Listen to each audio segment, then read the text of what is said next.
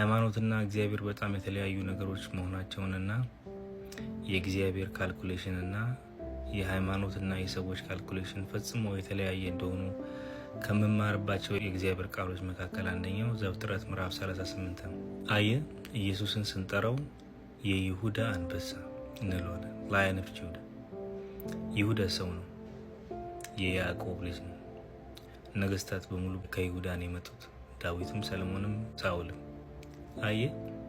በእግዚአብሔር ካልኩሌሽን ሆኖ ነው እንጂ በሰው ካልኩሌሽን ቢሆን ይሁዳ መገደል የነበረበት ሰው ነው። ገባ?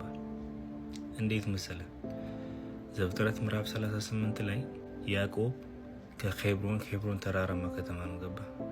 ወደ አዱላም የሚባል ሳውት ዌስት ጀሩሳሌም አካባቢ ነው፣ ታች ያለ ሳውት አካባቢ ያለ ከተማ ነው። እዛ ይወርድና ሴዋ የሚባል ሰውዬ የእሷን ልጅ ያገባል። ከነዓናዊት ናት። ገባ?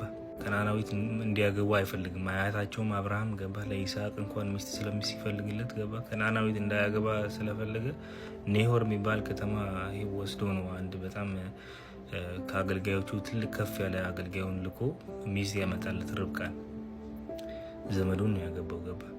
ምክንያቱ ደግሞ ምንድነው? ከነዓናውያን ጣዖት ያመልካሉ። ገባ? ጣዖት አምላኪዎች ናቸው። ሃውስሆልድ አይደል ምናምን አላቸውና ይሁዳ ታች ወርዶ ጣዖት የምታመልክ ከነዓናዊት አገባ፣ 3 ልጆች ወለደችለት ይላል። በጣም የሚገርመኝ ታሪክ ነው። ታውቃለህ? የመጀመሪያው ልጇ ኤር የሚባል ልጅ ወለደች፣ አሁናን የሚባል ልጅ ወለደች፣ ሁለተኛ፣ ከዛ ሶስተኛ ሴሎ የሚባል ልጅ ወለደች። ገባ? እና ይሁዳ ትዕማር የምትባል ሴት የመጀመሪያውን ልጁን አጋባ። ገባ? ኤርን። እና በጣም ክፉ ነበርና እግዚአብሔር ገድለው ይላል። ታውቃለህ? ያው ያጠፋው ይላል ሰውየውን።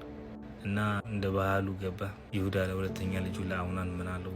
ያው ወንድምህ ሞቷል፣ ሚስቱን አግባና ለወንድምህ ልጅ ስጠው ይላል። ገባ? በባህሉ ግዴታ ነው። አሁናን ቢያገባትና ቢወልድም ግን ልጁ የሚጠራው በኤር ስም ነው። ባህሉ ነው። ዲዩትሮኖሚ ላይ ያለ። ገባ? እሱም ክፉ ነበረ። ውለድ ሲባል አብሯት ይተኛል፣ ግን ዘር አይሰጣትም ነበር እና እግዚአብሔር ቀሰፈው ይላል። እሱ ነው።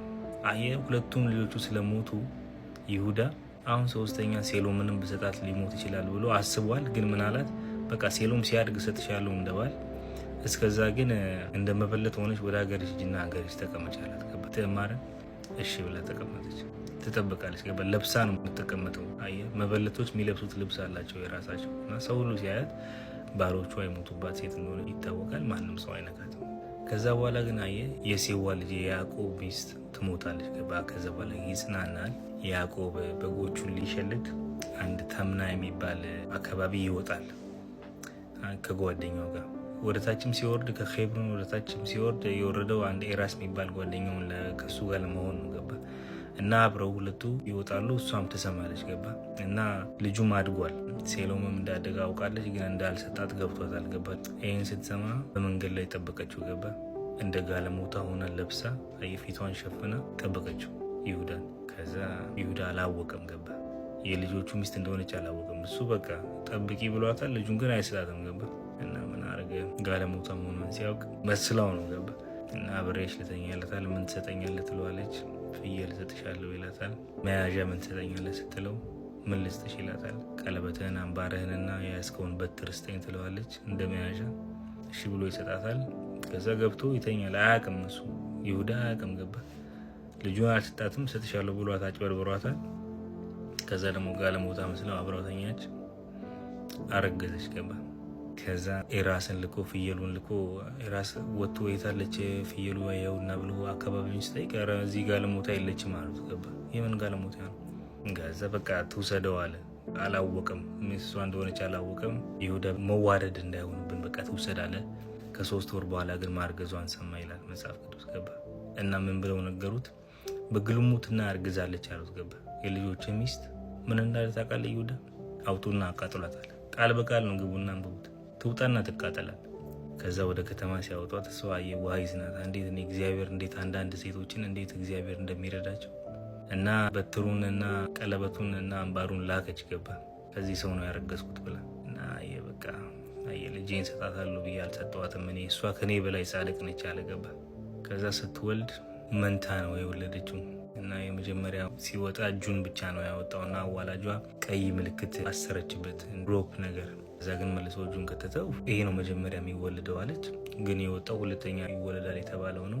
እና ጥሶ ስለወጣ ፋሬስ ብላ ጠራችው። ገባ ብሬክ ትሩ።